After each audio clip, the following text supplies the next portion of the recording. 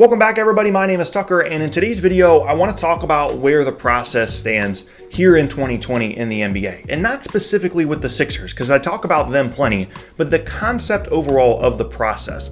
Is that something that is still effective and can still work now a handful of years after it was first implemented by the Philadelphia 76ers? But really quickly before we get started, if you enjoy the NBA, then consider subscribing. I upload basically every single day. Okay, so as we go back to the beginning of the process in Philadelphia, I always thought that it was a solid idea as a concept. I felt like there were a couple of different avenues that an NBA team could improve their standing within the league, and the most effective with the way that the rules were then for smaller market teams that weren't going to be big free agency destinations, was a complete reset, a complete teardown, using the rookie scale contracts to your advantage, using free agency cap space, working along the margins. All of the initial concepts of the process I felt like made complete sense. And whether it was going to be good for the league long term or not, I was unsure, because obviously it's not healthy for the league to have a couple of teams that are intentionally not trying to be good. But from a team building standpoint, in terms of building the best possible team that you could, I felt like it made sense to lose games intentionally, get to the top of the draft, get a couple of really good young players, sign free agents, work along the margins, all those things made complete sense to me. But the league is a much different place now than it was back when the process started. And even with, the better odds that there were back then for this to work, which I'll get into later, the Sixers didn't necessarily execute everything properly. They whiffed on or traded a couple of high lottery picks like Dario Saric, Nerlens Noel, Markelle Fultz, Jahlil Okafor, and they didn't execute the free agency aspect of this either, because it wasn't just let's lose, let's get young players. It was let's lose, let's get young players, and then we'll have one big summer. We'll bring in a free agent, re-sign our rookies. We'll have a couple of other, undrafted and second round guys that will work for us, and then we'll roll from there and be a really good team. And they got two really good young players, two of the better young players to come through the draft since the process started, in Joel Embiid and Ben Simmons, even though the fit there is questionable. And they got some pretty good guys along the margins like Robert Covington, TJ McConnell, but they didn't do everything right, certainly. And it still worked to a certain extent. Like, they're still one of the better teams in the league, and had they done a couple of other things right, they could have been championship favorites for the last few seasons.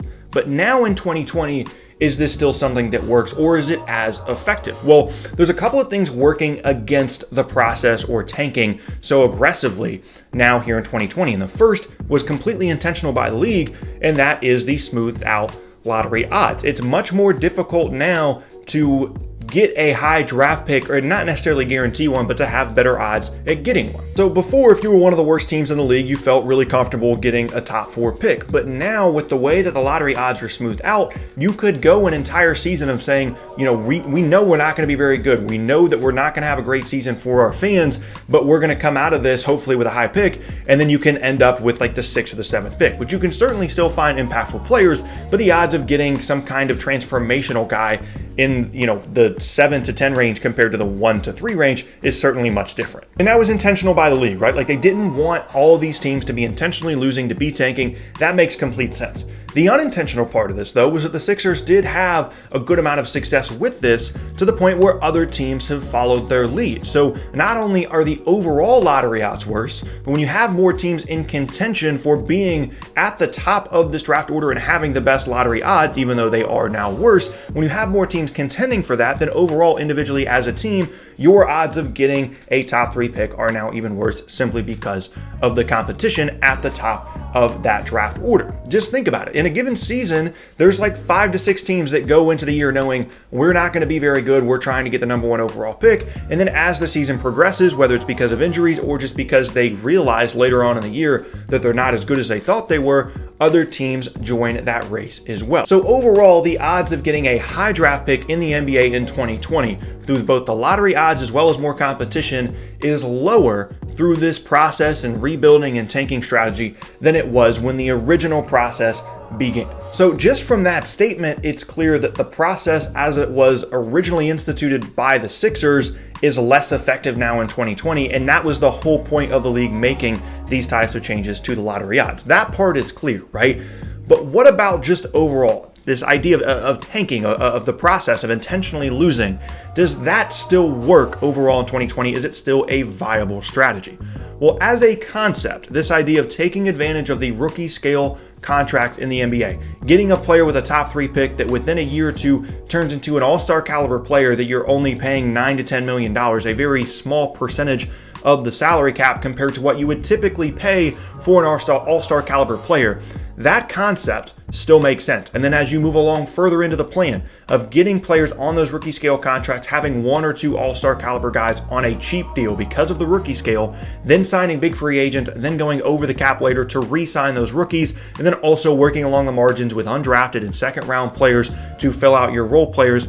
As a concept, in a perfect world, theoretically, that still makes just as much sense now in 2020 as it did when the process started. Now, is it less effective? Yes, that point has already been made, but I still think that this works. The problem with this and the counter to this is I do think that it's probably going to take longer on average for this strategy to work than it did back when the process began because of that competition that I talked about and those smoothed out lottery odds. Because you can go an entire season, like I said, hoping you're going to get a top draft pick, hoping that you're going to get something that turns your franchise around, and end up with the 6th or 7th pick and a player that you don't really like and probably wasn't worth tanking for. And so what ends up happening is these rebuilds are elongated. There are teams, the Chicago Bulls come to mind, that have a couple of nice players on their team that they tanked for, that they got high picks for, but they don't necessarily have that one guy, and they're not really immediately in a position to sign a big free agent, and they're really relying on the big free agent, the top 10 level guy, to sign with them rather than getting them through the draft because they either weren't bad enough in a given year or just didn't get the lottery luck that they needed. So it still can work, but I do think that on average it's going to take longer, and whether teams are going to have the patience to be able to, be so bad on a 4 to 5 year span and still stick with this and stick with this idea of a process and tanking in a rebuild, I think that really is the question. And if this idea, this concept of the process originally, if it ever, I don't want to say if it ever dies, but if it ever fizzles out to the point that only 1 or 2 teams are really doing it, I think that the fact that it takes so long now to truly rebuild a team in this fashion because of all the factors that we talked about, I think that would play into it more than anything else, just that it's going to take longer. Now, having said all of that, I do think that for a lot of teams in the NBA, if they're not the big name teams, if they're not, big time free agency destinations, that even with the odds being lower, I do think that this is still not only a viable strategy, but probably the one that they should be implementing the most, because I don't really know what other route that they can, that they can take, whatever path they can take that on paper is going to be more effective. Like, certainly there are going to be times, like the Milwaukee Bucks, for example, they got Giannis Antetokounmpo, they didn't get him with a top 5 pick, and he ended up becoming this transcendent MVP level player, right? And there's credit to him for developing that way, credit to the Bucks for seeing how talented he was and developing him properly and putting him in a great situation. But on paper, they weren't really going anywhere before that Giannis pick. So if you're just laying out a plan and you're taking over a smaller market team, even with the decreased odds, I think that the concept of the process, or tanking or rebuild or whatever you want to call it, I think is still probably the most effective strategy. And that is just kind of the reality in the NBA, is that the bigger markets matter more now than they ever really have. And these LA teams and these New York teams and these bigger cities are going to continue to kind of dominate the free agency market. And if you're a bad team, the only other way that you can improve your team, other than getting lucky with a Giannis-like pick, is to get high draft picks. And this is still the best way to do it, is by, tanking intentionally. And apart from just making an incredible run of really smart front office moves, this is on paper still the best strategy. So is it less effective in 2020? Certainly. Are some teams going to give up on it because it's going to take longer on average, in my opinion? Yes. But does it still work, and is it still the most likely scenario in which a team that isn't very good, that is in a smaller market, can turn their team around and then become a championship contending team within the next 4 to 5 seasons? I still think that the answer is yes, and that the process still is alive and well in the NBA, and honestly is kind of the only option for some of these teams at certain points in their rebuilds and in their timeline of their franchise. And yeah, there you have it. That's going to be the end of today's video. As always, I'm really interested to see what you guys have to say down in the comment section below. If you think that the process still works in 2020, or if it's something that's just going to kind of be a fad and something that will kind of run its course throughout the NBA, and then teams will go back to, kind of spinning their wheels in the middle. I'm really interested to see what you guys have to say, so leave those down in the comment section below. But yeah, like I said in the beginning, my name is Tucker. I thank you all very much for watching. If you missed any of my previous videos, then be sure to check out the boxes on screen. Thanks again, and I'll see you all next time.